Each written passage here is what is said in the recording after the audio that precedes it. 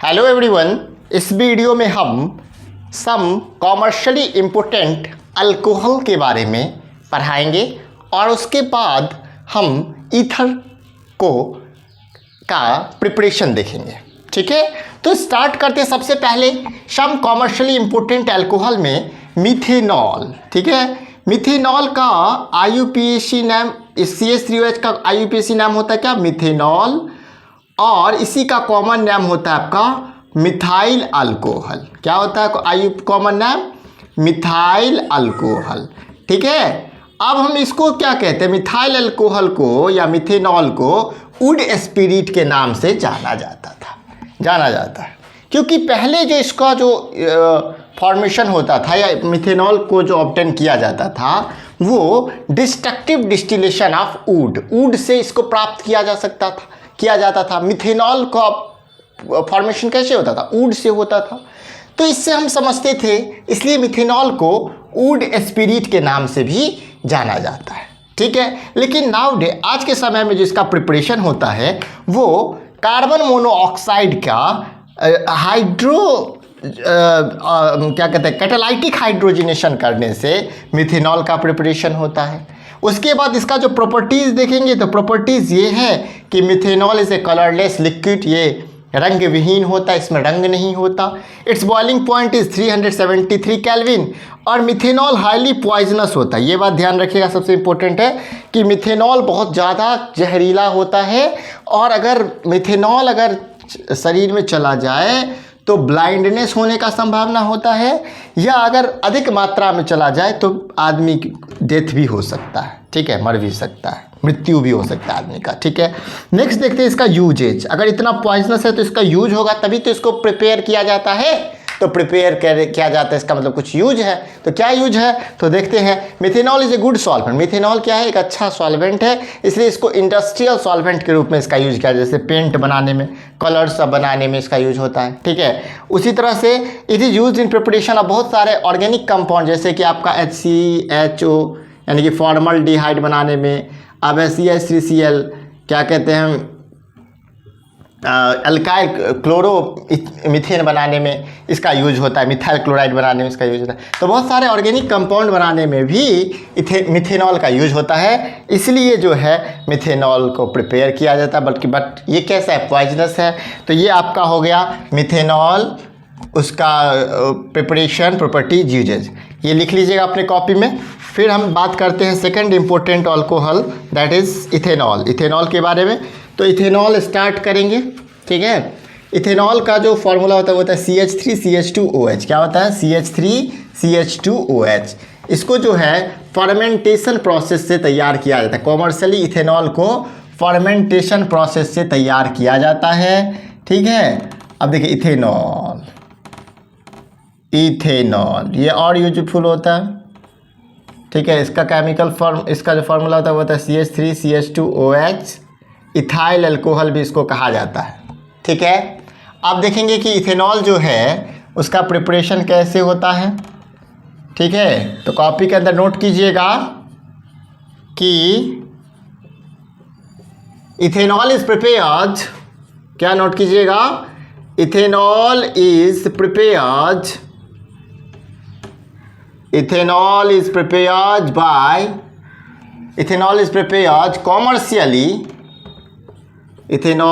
prepared commercially by fermentation process। Ethanol को commercially तैयार किया जाता है बाय फर्मेंटेशन प्रोसेस। किस प्रोसेस से तैयार किया जाता है इथेनॉल को? फर्मेंटेशन प्रोसेस से तैयार किया जाता है। किसको? इथेनॉल को। कैसे? अब देखिएगा, सबसे पहले सुक्रोज। ठीक है, सुक्रोज होता है आपका C12H22O11।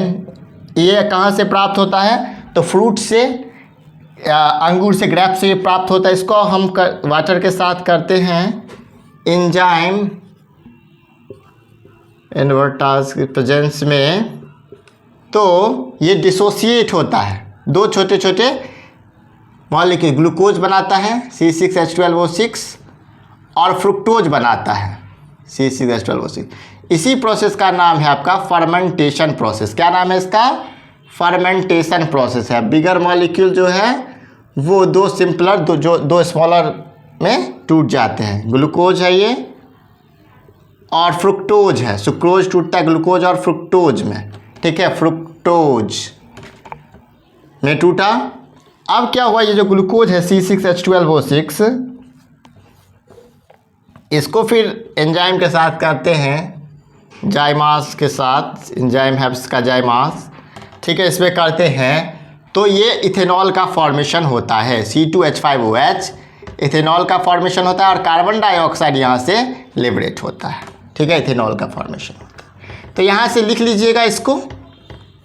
ये जो है प्रिपरेशन है इथेनॉल का, किस प्रोसेस से तैयार होता है? तो फर्मेंटेशन प्रोसेस से तैयार होता है।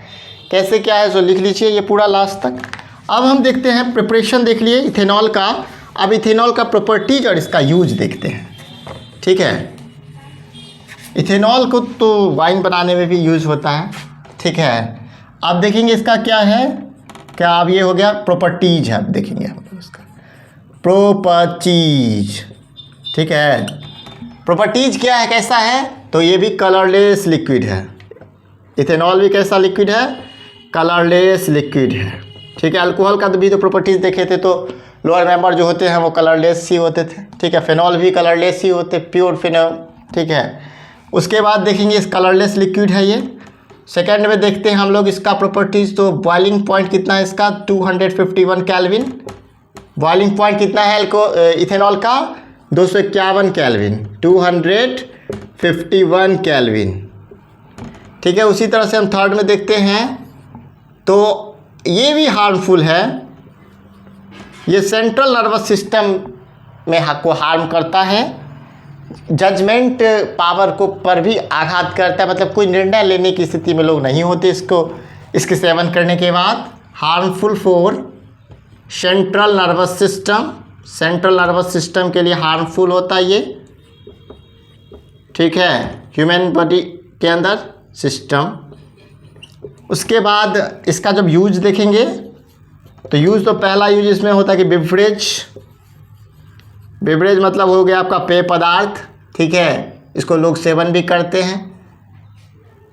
अल्कोहलिक ड्रिंक जो होता है उसमें इथेनॉल ही ज़्यादातर रहता है, अल्कोहलिक ड्रिंक, वाइन वगैरह, ठीक है। दूसरा इसका होता है कि फार्मास्यूटिकल एंड मेडिकल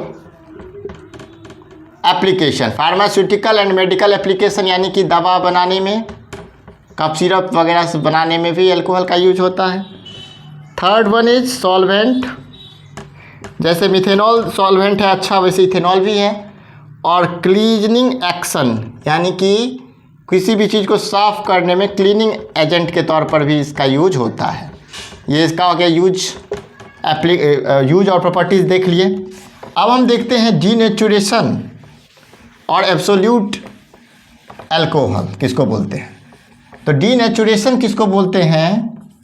तो डीनेचुरेशन बोलते हैं हम लोग उसको जब इथेनॉल को क्या होता है, to make unfit for drinking ethanol, यानी कि जब हमको ये करना रहता है कि ये पीने के योग्य नहीं हो, तो इसमें क्या करते हैं हम लोग, ऐड करते हैं इथेनॉल में कॉपर सल्फेट CuSO4 और पिरिडीन, कॉपर सल्फेट और पिरिडीन ऐड कर देते हैं किसके अंदर? तो इथेनॉल में कॉपर सल्फेट और पिरिडीन मिला देते हैं, जिससे क्या हो, तो इथेनॉल जो हो वो कैसा हो जाए, अनफिट फॉर ड्रिंक, पीने लायक ना हो, ठीक है, अनफिट फॉर ड्रिंकिंग। तो क्या ऐड करते हैं? ड्रिंकिंग, अनफिट फॉर ड्रिंकिंग, पीने के जैसे लायक नहीं हो, तो इसमें हम लोग ऐड कर देते हैं कॉपर सल्फेट और पिरिडीन, ठीक है। तो इससे क्या होता है, तो इस प्रोसेस को, ये जो मिक्स करने की जो प्रोसेस है, इसको क्या कहा जाता है? डीनेचुरेशन कहा जाता है, डीनेचुरेशन कहा जाता है। अब हम देखते हैं एक और चीज़ जो इम्पोर्टेंट है, वो क्या? Absolute alcohol. एब्सोल्यूट अल्कोहल किसको बोला जाता है? वैसे अल्कोहल को एब्सोल्यूट अल्कोहल बोला जाता है जिसमें इथेनॉल की 100% इथेनॉल हो। इथेनॉल कितना हो? 100% हो, उसको क्या बोला जाता है? Absolute alcohol. तो ये आप इथेनॉल पढ़ लिए, मिथेनॉल पढ़ लिए। इथेनॉल मिथेनॉल के साथ सम कॉमर्शियली इंपॉर्टेंट अल्कोहल खत्म हुआ, और इसी के साथ हमारा अल्कोहल एंड फेनॉल का जितना टॉपिक था सब हम पढ़ लिए। अब जो हमारा स्टार्ट होगा वो होगा ईथर। क्या होगा नया टॉपिक हमारा आज का? ईथर। ईथर का जनरल फॉर्मूला क्या होता है? ROR। अब ये तो होता है, अब देखेंगे क्या कि दो तरह का बात देखेंगे। अब देखेंगे कि ROR जो है उसमें दोनों R जो है वो एक हो, सेम हो, ठीक है, और एक R और एक R, दूसरा R जो है वो एक नहीं हो। जैसे एग्जाम्पल में CH3OCH3, इसमें दोनों R बराबर है ना, दोनों अल्काइल सेम है ना। हाँ, यहाँ देखिए CH3OC2H5, इसमें दोनों R क्या है? अलग अलग है ना, ROR डैश में। तो इसका जो नेमिंग होता है तो कॉमन नेम कैसे करते लिखते हैं? तो इसमें डाई प्रीफिक्स का यूज करते हैं, यानी कि डाई एल्काइल ईथर। अगर दोनों सेम हो तो डाई एल्काइल लिखेंगे, है ना। और दोनों डिफरेंट हो तो अल्काइल प्लस ईथर लिखेंगे कॉमन नेम में, अल्काइल प्लस ईथर, ठीक है, लिखते हैं ना जी, अल्काइल प्लस ईथर लिखते हैं ना। अब डाई एल्काइल तो ये क्या होगा? Di methyl ether.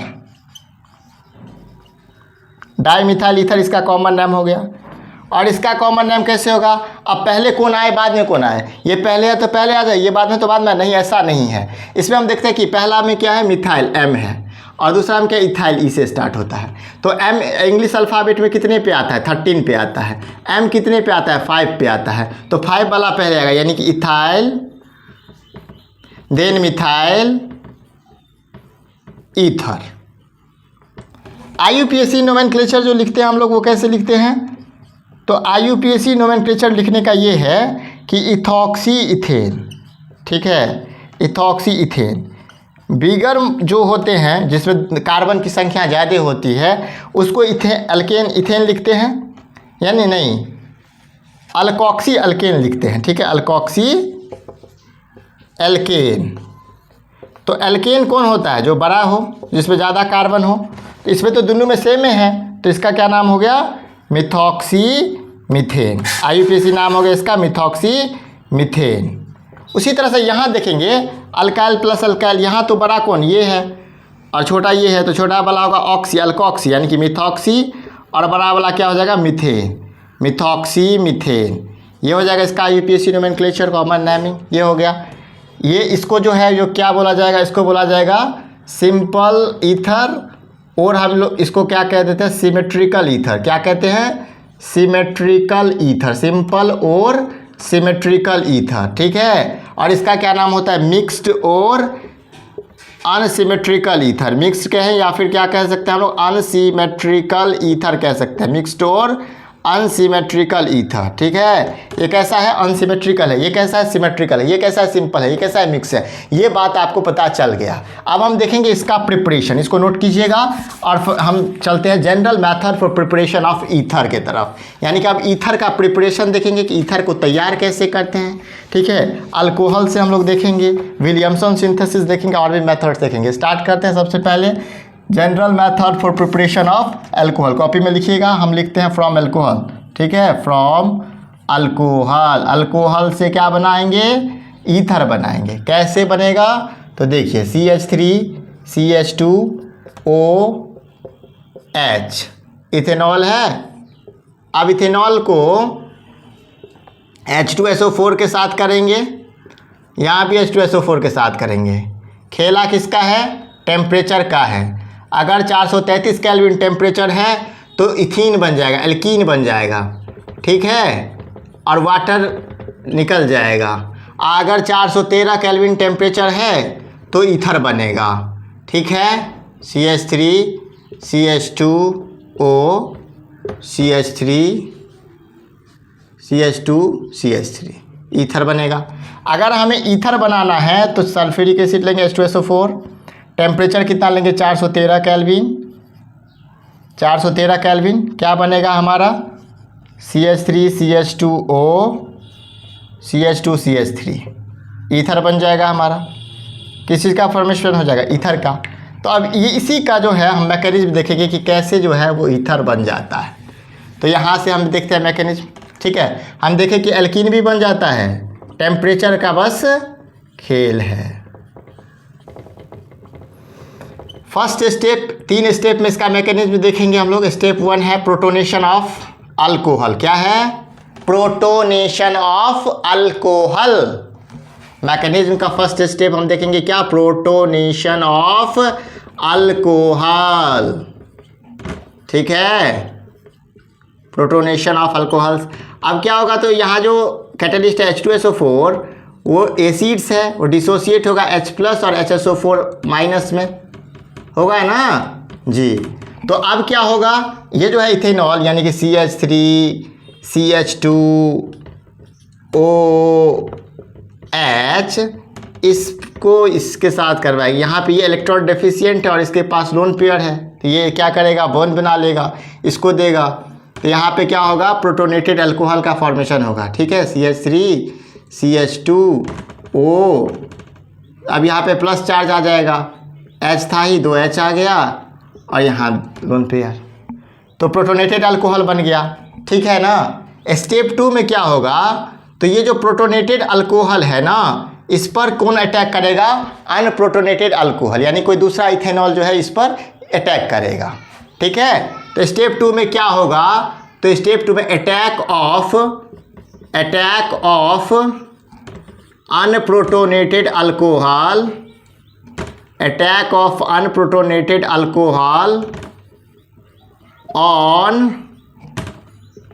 Protonated alcohol, यानी कि प्रोटोनेटेड अल्कोहल है, प्रोटोनेटेड अल्कोहल है ना जी, इस पे कौन अटैक करेगा? Unprotonated alcohol. अनप्रोटोनेटेड अल्कोहल अगर प्रोटोनेटेड अल्कोहल पे अटैक करेगा, तो अनप्रोटोनेटेड अल्कोहल कौन है? C2H5OH है ना। ये कैसा है आपका? यह अनप्रोटोनेटेड अल्कोहल है ना। तो ये अटैक करेगा किस पर? प्रोटोनेटेड अल्कोहल पर, CH3 CH2O। ठीक है, ये जो है अटैक करेगा किस पर? प्रोटोनेटेड अल्कोहल पर। ठीक है, करेगा तो क्या होगा, यहाँ से क्या होगा, ये as a good living agent बाहर चला जाएगा, H2O आपका बाहर चला जाएगा। तो अब बचेगा क्या? तो सबसे पहले CH3 CH2, ठीक है, ये वाला O, ये H यहाँ लगेगा और फिर C2H5 ये पूरा यहाँ जुड़ जाएगा। अब क्या हुआ, तो अब स्टेप 3 में क्या होगा? फॉर्मेशन ऑफ ईथर, यानी कि ईथर का निर्माण होगा। थर्ड स्टेप में ईथर का फॉर्मेशन होगा, फॉर्मेशन ऑफ ईथर। ईथर का क्या होगा? फॉर्मेशन होगा। कैसे होगा सो देखेंगे हम लोग। तो यहाँ से जो HSO4- है वो आएगा अब इसके पास, CH3 CH2OH, ठीक है ना, C2H5 है ना।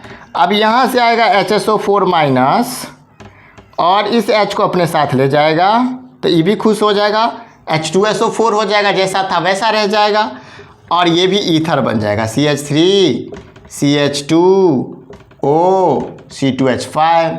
ईथर का फॉर्मेशन हुआ कि नहीं हुआ? हो गया। अब ईथर तैयार हो गया हमारा। तो ये 3 स्टेप में इसका मैकेनिज्म भी देख लिए और कैसे बनता है अल्कोहल ये भी देख लिए। अब नेक्स्ट जो सेकंड प्रोसेस है हमारा वो है विलियमसन सिंथेसिस। क्या नाम है? विलियमसन सिंथेसिस, जिस मेथड से हम क्या करते हैं? ईथर का फॉर्मेशन करते हैं। नाम क्या है? Williamson synthesis. Williamson synthesis. Williamson synthesis में क्या होता है? तो when alkyl halide reacts with sodium alkoxide then ether is from this reaction is Williamson synthesis. लिखिएगा कॉपी में, when alkyl halide reacts with sodium alkoxide then ether is from this reaction is known as Williamson synthesis. इस रिएक्शन में क्या होता है? तो alkyl halide को रिएक्ट करते हैं सोडियम अल्कोक्साइड के साथ, ठीक है, अल्काइल हैलाइड को रिएक्ट करते हैं सोडियम अल्कोक्साइड के साथ, ठीक है। तो क्या होता है? ईथर का फॉर्मेशन होता है और NaX जो है वो बाहर चला जाता है। यही आपका है विलियमसन सिंथेसिस। इसमें प्राइमरी हैलाइड का ही यूज करते हैं, मतलब प्राइमरी हेलो एल्केन का ही यूज करते हैं, क्योंकि जब हम टर्शरी का यूज करते हैं तो हम देखने को मिलता है कि क्या होता है, एल्कीन का फॉर्मेशन हो जाता है। ये बात रही। आप प्राइमरी वाला एक और करके देखते हैं। तो देखिए क्लोरोबेंजीन में क्या है, क्लोरोमीथेन हो गया। ठीक है, क्लोरोमीथेन को जब हम क्या करेंगे तो सोडियम मिथॉक्साइड के साथ रिएक्ट करेंगे। किसके साथ करेंगे, सोडियम मिथॉक्साइड के साथ रिएक्ट करेंगे तो क्या होगा, यहाँ से Na और यहाँ से Cl सोडियम क्लोराइड बना के निकल जाएगा और CH3OCH3 यानी कि डाई मिथाइल ईथर का फॉर्मेशन हो जाएगा, मिथॉक्सी मीथेन का फॉर्मेशन हो जाएगा और NaX आपका बाहर चला जाएगा, NaCl सोडियम क्लोराइड बाहर चला जाएगा और मिथॉक्सी मीथेन का फॉर्मेशन हो जाएगा। ठीक है, अब इसी तरह से आपका होता है। ठीक है, अब देखते हैं क्या कि जब हम क्या करते हैं तो बोले ही है प्राइम सेकेंडरी टर्सरी का यूज ही नहीं करना, क्योंकि उससे करने से अल्किन का फॉर्मेशन हो जाता है, ईथर नहीं बनता है यहाँ पे। लेकिन इसमें क्या होता है, तो इसका एक मेरिट ये है कि इससे बोथ सिमेट्रिकल और अनसिमेट्रिकल दोनों तरह के ईथर का, सिमेट्रिकल और अनसिमेट्रिकल दोनों आपको इससे बनता है। दोनों ईथर जो है वो विलियमसन सिंथेसिस से बनता है। ठीक है, ये बात इसका सबसे मेरिट है। ये बात समझ गए, विलियमसन सिंथेसिस अल्कोहल से समझ गए। अब थर्ड देखते हैं हम लोग, ड्राई सिल्वर के साथ करने पर क्या होता है। ठीक है, ड्राई सिल्वर से रिएक्शन करते हैं, reaction of alkyl halide by dry silver, reaction of alkyl halide by dry silver, reaction of alkyl halide by dry silver, reaction of alkyl halide by dry silver. Dry silver से reaction करके जो है वो इससे भी हम क्या करते हैं, हम इससे भी जो है वो ईथर का फॉर्मेशन करते हैं। तो सबसे पहले इसमें क्या होता है, CH3CH2Br इथाइल ब्रोमाइड है। ठीक है, CH3CH2Br इथाइल ब्रोमाइड है। यहाँ भी देखेंगे CH3CH2Br और यहाँ से क्या होता है ना, AG।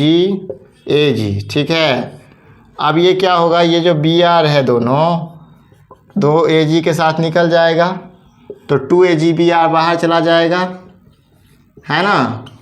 और यहाँ से देखेंगे तो डाई इथाइल ईथर या इथॉक्सी इथेन का प्रिपरेशन भी हो जाता है, नहीं हो जाता है। तो यही बात है। तो हम देखें कि अल्काइल हैलाइड को जब ड्राई सिल्वर के साथ करते हैं तो भी ईथर का प्रिपरेशन होता है। ठीक है, और फोर्थ और लास्ट है from Grignard reagent. Grignard reagent से भी हम जब करते हैं रिएक्शन तो ऐसा होता है, देखो CH3O CH2Cl, इससे करेंगे किसको, CH3MgI को, यानी कि अल्काइल मैग्नीशियम हैलाइड को, मिथाइल मैग्नीशियम आयोडाइड।